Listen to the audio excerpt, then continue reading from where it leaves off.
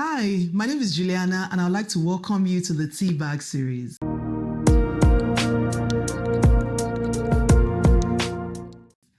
Thank you very much for coming on the Teabag series today. And today I just wanted us to do something very different, and which is a book review.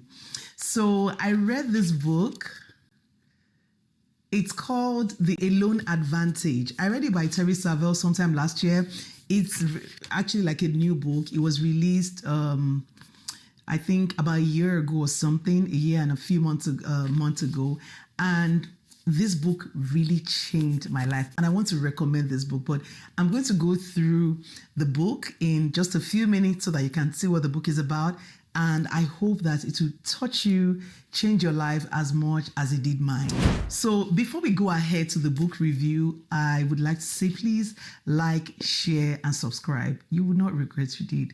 Thank you very much. Okay, so the book says The Alone Advantage, 10 behind the scene habits that drives crazy success. 10 behind the scenes habits that drives crazy success. This book is authored by someone I respect so very much. She's one of my mentors, Terri Savelle Foy. Terri Savelle Foy has been my mentor for the last decade, and I've been following her very closely. And I'm very excited to say that for the very first time, I attended the Icing Women's Conference in Dallas by Terri Savelle.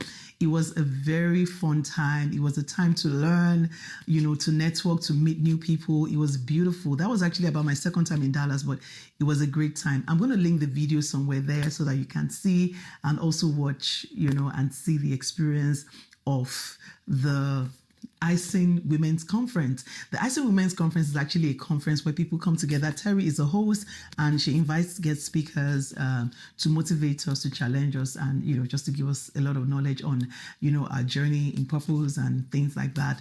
It was a very beautiful expository time for me and my friends. Probably just share some pictures so that you can see and be part of the experience. So if you look forward to going for the Icing Conference next time, please let me know. I'd actually love, to be there with a community of people and just for us to enjoy ourselves, to know ourselves better. One of my goals for this channel is to build a community of like-minded women that we can share experiences and just enjoy and have fun as we learn and navigate our journey in life. So without much ado, I'll go straight to The Alone Advantage. It took me about a week or so to read this book because I was very busy, but for every time I had to read this book, I could not put it down. So I'm just going to talk about the 10 behind the scene habits Terri Savelle talked about in The Alone Advantage. So the very first one she talked about is listen up. She says listen up. So she talks about listening as a time to think and to reflect on your life. So this time she talked a bit about the issue she had with her husband. At that time, when she was about 11 years in marriage, she had issues with her husband. They didn't understand each other. They had a series of couple problems. They didn't have savings. She said she didn't have direction for her life. And what intrigued me most in Terri's story is that in all of this, she was very busy. I mean, she and her husband were youth pastors.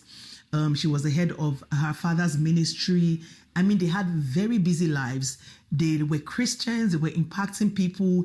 It looked like they were on their assignments and they were doing things. And, they looked really busy, but they were not achieving much and they were not satisfied. And that is what I find very disturbing, because I see a lot of us Christians, we're just busy doing nothing. We're in this activity group, that activity, doing stuff, but we're not actually in the place of our assignment.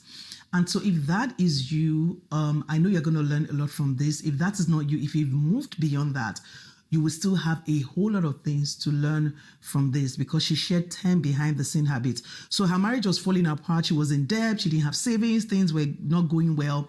And at this time, she and her husband of 11 years had to separate. And she said her dad said something to her. She said her dad said, work from home alone. She said she hated that word alone because it was like a traumatic word for her. She had experienced a few setbacks and challenges growing up. She was raped as a teenager. She just had a series of issues and she didn't like that word alone. But she knew that she had to listen to her dad, because her dad said it was time to sit down and think alone. So it was a time for her to sit down and think about her life. And so that was exactly what she did. And this actually brings me to the scripture in Jeremiah 33:3 that says, call unto me and I'll answer you and show you great and mighty things which you know it not. When God says things, it means what he says. When God says, call unto me, I will answer you and I will show you. Not only call, and a lot of us, what we do is we just call, who do this, do that. We bombard heaven with our requests, which is good. I mean, ask and you shall receive. But the part we need to do is the other part. It says in Jeremiah 33:3, it says, I would answer you. Don't stop at the answer. Wait. It says, I will show you great and mighty things which you know it not. So when you call on God and he answers you, it begins to show you the things you did not know before. It begins to open up new pages to you. It begins to show you how to navigate paths you never knew existed. So we should not stop at calling on God. We should not stop at, oh, he's giving me an answer.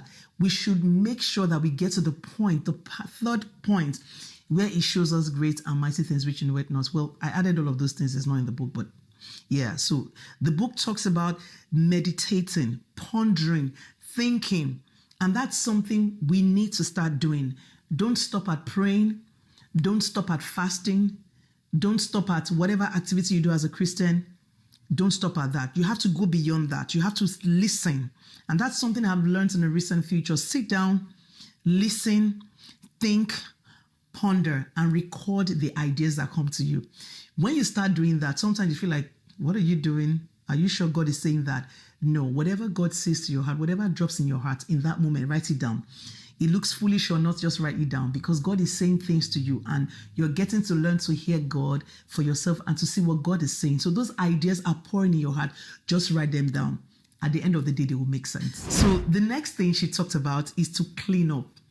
She talks about if you're faithful in little, you'll be faithful in much. She said her house at that point was all over the place. She wasn't organized. And one thing is that how you do one thing or something is the way you do everything.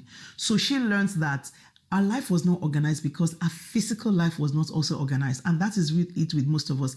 When I read this book and I began to intentionally organize my space, I saw that I became more effective. Just not throwing things everywhere, getting my space organized as well, began to organize my own life, if you get what I mean. So this is what she talked about, like, get yourself organized, put yourself together. That helps you.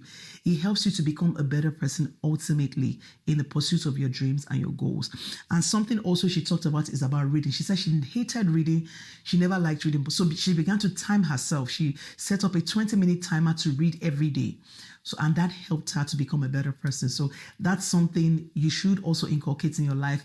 And this is something I've also inculcated in my life, reading habits, making sure that reading is not just something you do when when you have an exam or someone compels, maybe church compels you to read a book. No, it's something you do because you have to grow. You have to grow and you have to keep growing, because there's a saying that when you stop learning, you start dying.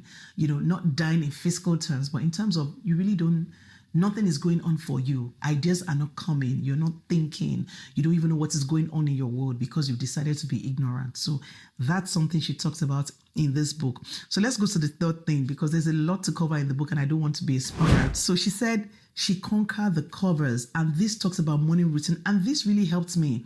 Not that I didn't have a morning routine. I had a morning routine, but it just helped me to be consistent with my morning routine. So knowing that you know your life, and I would say this because some people don't have a morning routine because of the nature of their job. So you want to look at what works for you. It could be an evening routine. If you know that possibly maybe you have a night job or something, your job is unique and it just doesn't give you the opportunity to have a morning routine, you could change it to a night routine, an afternoon routine, whatever routine works for you, because your life is different from everybody's life, right? Customize it according to what works for you, what is going on in your life. So she said, conquer the covers. She conquered the covers. That 30 minutes of sleeping extra would ultimately amount to, I think she called it, 15 hours or so, 15 hours at the end of the month. So it's not like, oh, I just want to sleep for 30 more minutes. It's about the fact that 30 minutes that you were supposed to be reading, or you were supposed to be learning, you were supposed to be praying or doing something, meditating, it's culminating into longer hours at the end of the month. So that's extra, possibly 15 to 20 hours wasted in a month. And just multiply that by 12 months in a year. So she talked about conquering the covers, and that's something you want to do. When you conquer the covers, you want to read more, you want to reduce your screen time, you want to meditate, you want to exercise. A lot of people say, oh, I don't have time to exercise. Can you look for a time, block out time in the morning, create a routine, or in the evening where every day you decide that this is the time I'm going to exercise or do all those things I've been putting off over the years. So I learned that from Terri. Then the next thing she talks about is grow up. Grow up in terms of learning, in terms of reading, in terms of just becoming a better person. She said when she finished from the college many years ago, she told her family on her graduation day that I would never read a book again. You know, I've heard so many people say that, like, they just done with school and like, I'm done with reading. You can be done with reading school books, but never be done reading self-help books. Never be done reading books that would help you become a better person. Never be done reading books like the Bible. The Bible is life, is everything you need. So don't be done reading. You can be done saying, okay, I don't want to pursue being a scientist or whatever you studied in school. That's fine, but don't be done reading. And now, it's easier. There are many things, there are many ways you can read. You can listen to audio tapes. You can get apps that summarize books. It's easier now. What I do is actually have apps that summarize books. But what I do is so that it won't just be like I'm not reading actively. I sit down and I take down the points. I take down the points from the apps because our lives are really busy now. And this is real. We have many things we're doing. We don't have time. But we can't keep giving excuses because there's a destiny that needs to be fulfilled, right? So you want to make sure that you read. You read, grow up. That's what she said. The number 4 behind the scene habit is reading. And there's something she said that intrigued me. She said that to become unrecognizable, Brian Tracy said this, invest 3% of your income in yourself. So let's say you make $200,000 per annum, per year. Invest 3% of that. 3% of that should be like $6,000 in your learning. And that is possible. I know some people are like, oh my God, that's so much. But then they won't bat an eyelid to buy designer bags, to buy shoes, to buy things for themselves. And don't get me wrong, I believe in self-care too. Look good. You know, you can say I believe in self-care, but you have to learn to set your priorities straight, right? If you can invest in yourself in terms of your physical outlook, you should also invest in your mental outlook in terms of you're buying books, you're going for conferences, whatever it is you're doing just to become a better person. And I see people do that because I've actually done this as well. You know, when I was trying to change careers and all that, I had to invest in certifications and things like that. So if you can invest in certifications to help you on your job, why can't you invest in yourself? I know that Jim Rohn said this, is one of his quotes. I hear people say a lot that work harder on yourself than you work harder on your job. Not that you don't work hard on your job, but work harder on yourself, because the truth of the matter is that for a lot of people, your job is not your assignment. It's not your purpose. Work hard on it, but work harder on yourself. Get investment in yourself. Attend conferences. Read books, get time to develop your faculties, your mental faculties. Just look for things to make you a better person. Don't be the person who says, I'm done with school, I'm not learning anything, but then you scroll the phone and you watch people fulfill their dreams and, do all of these things. And at the end of the day, you're not doing anything to help yourself. So that's what it talks about in this book. Make sure you invest 3% of your income in your personal growth, your personal development, and of course, everything around you will change. You'll become unrecognizable. Another thing she talked about is give yourself permission to dream. And I know a lot of people, once we become adults, you're faced with the realities of life. You have responsibilities. You probably have a family and all of those things. It becomes increasingly difficult to dream because you want to dream, but there are real life issues. You have to pay the bills. You have to help you. If you have kids, you have to take care of them. So many things, so many life situations that are just all over you. There are responsibilities you have to be alive to. You want to, at that point, you're not thinking of dreaming anymore. All those dreams you had when you were growing up, they're like fantasies at this point. But do not let that be you. It's a deliberate step to make sure that you're dreaming. You are imagining big, because imagining big and dreaming of your future is free. You're not paying for it. You can dream whatever you want in your mind. Nobody's going to charge you. Or you can drive someone's Lamborghini or get into wherever, go anywhere in the world in your mind. It's free to dream. So why don't you dream? Dream, imagine, and imagine big. So that's what she talked about in the 5th behind the scene habit of successful people. She also said something about the fact that when we get to heaven, some people might be surprised at what they were supposed to be. And honestly, I don't want that to be me. I don't want that to be you, that you get to heaven and God says, these were the things I planned for you to do. But why didn't you do them? You didn't do them because you felt you were disadvantaged or because life was so busy, there were many demands, and you don't want any of those excuses. You don't want to get to heaven and say, oh, this is the big plan God has for me, but life happened. It was so busy. There were a lot of hurdles to cross. There were so many disappointments. You don't want any excuse, and you don't want to get to heaven and have regrets. So that's something I picked up from this book. Also, the 6th one, she talked about writing your goals. So I know that usually at the beginning of the year, people write their New Year resolutions and say, okay, I don't want to be this, I don't want to be that. But it's not just about the New Year. At any point in time, if you've not written your goal, you can decide at this here and now that you're going to write your goals. And she talked about make sure your goals are no more than 7 at the most, and then make them smart. You make them specific, you make them measurable, you make them attainable, you make them realistic, and you make them time bound. So that's the way I can summarize that 6th habit that she talked about. Let's go to the other one. She talked about the 7th one, speak your future, don't speak your experience. And this is what I see a lot of us do. You just want to speak about what you're going through. Some people just want to talk a lot of things. They want to say a lot of things they've gone, their experiences, because they want to get some sympathy and all of those things. Never look like what you're going through. Never look like what you've been through. Speak your future. You don't need the sympathy. Why do you need anybody to feel sorry for you? Speak your future. Speak the word. Speak where you're going. That's what's important. And God will honor your words. The Bible says that the power of life and death lies in the tongue. So this is something also that she talked about, and that's about the number 7 in the book of 10 behind the scene habits of successful people. Number 8, she talks about cheer up. There is always something to be grateful for. And that's one of my favorite all-time quotes, is that gratitude is the magnet for miracles. And that is so true. When you look around and you think, my people from where I'm from, they always say this, and I'll say it in English. They say that those who can think can think. Okay, so as long as you're able to think, you can think. There is always something to be grateful for. Train yourself to realize and always remember there's something to be grateful for. So she talks about cheering up and just having a very good disposition in all things. And just like Paul and Silas, they prayed and they sang, and the prisoners heard them. They were in chains, they were bound, they were naked, but they still prayed. So it's not about praising God when things are going good. It's about praising God in the midst of your circumstances and through your circumstances, knowing that everything is a gift, everything is a blessing, everything is a miracle. So that is the disposition she talked about. The 9th behind the scene habits she talked about is stop making excuses.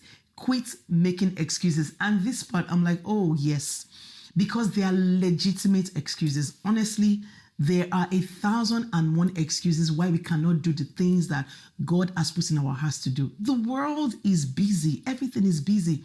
And things look hard. And at this point, she said, there's something I'm going to read. Just take a moment and I'll read from the book. It's from someone named Keith Kraft. I'm going to read it real quick. It says, choose your hard. Being your best is hard. Being your normal is hard. Making wise decisions is hard. Making bad decisions is hard. Being in shape is hard. Being out of shape is hard. Losing weight is hard. Being fat is hard.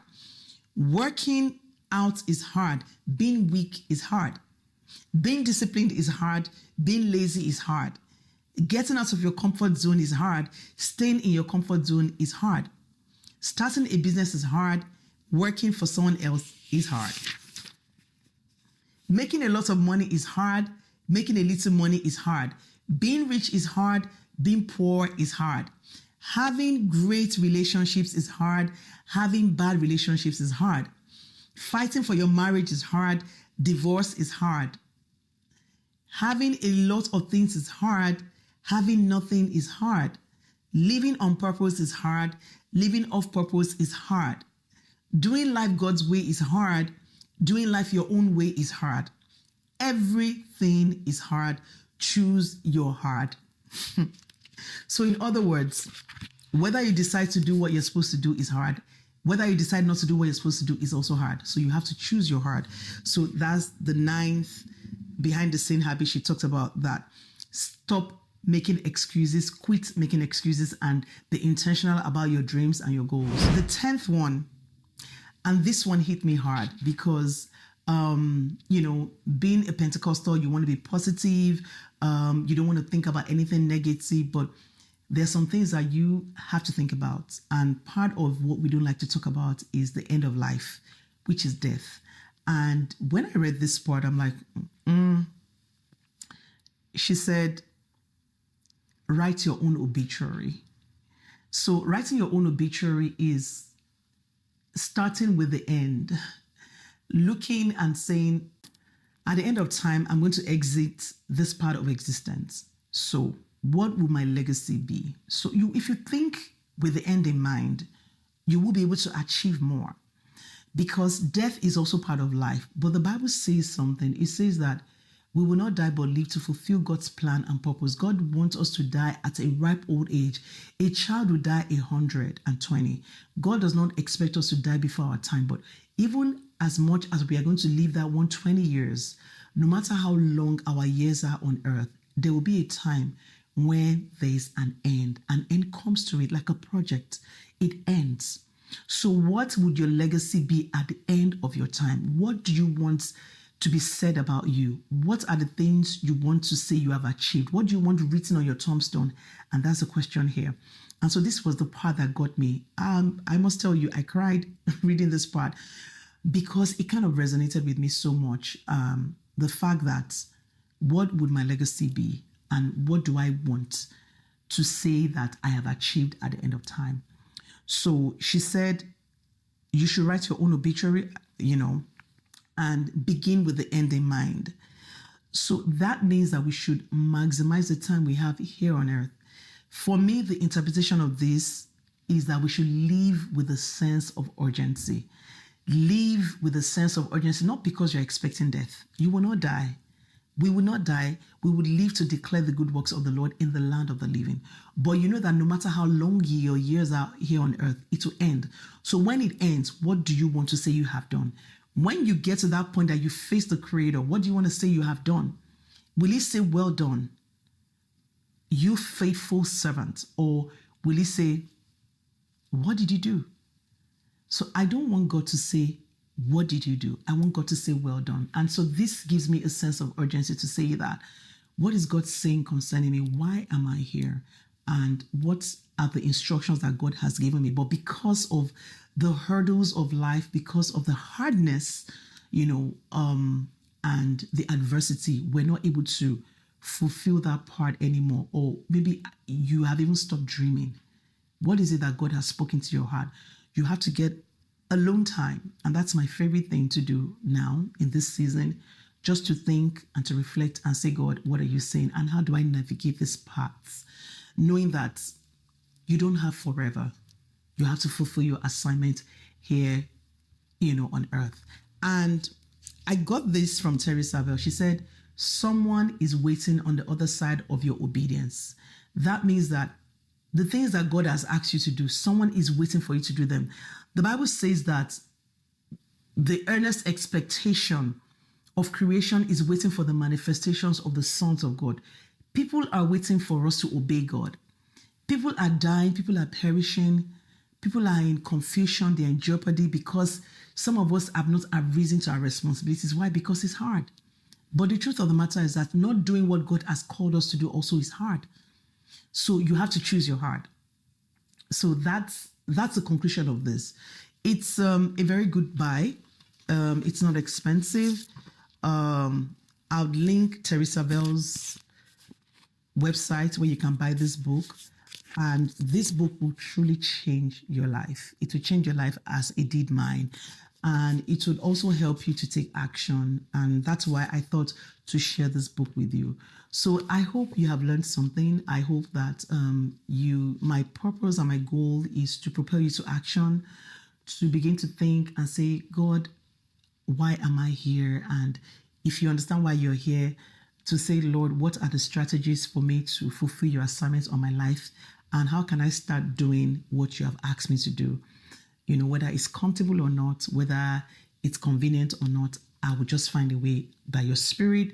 You know, that entails you praying, it entails you listening, and it entails also strategizing and taking action. All right. So I hope you've been truly blessed by this book, the review of this book. And if you have any other books you want me to review, let me know in the comment section. If there's anything that resonates with you, or there's some things you want to add, let me know in the comment section. And again, I'd like to say a very big thank you to you for, watching. I'd like to say a very big thank you for your likes and your comments, your subscription, everything you have done and you're doing to help this channel grow. Thank you so very much. I appreciate it. My name is Juliana, also known as Abiola. Thank you and God bless you, and see you on the next episode of the Teabag series. Ciao.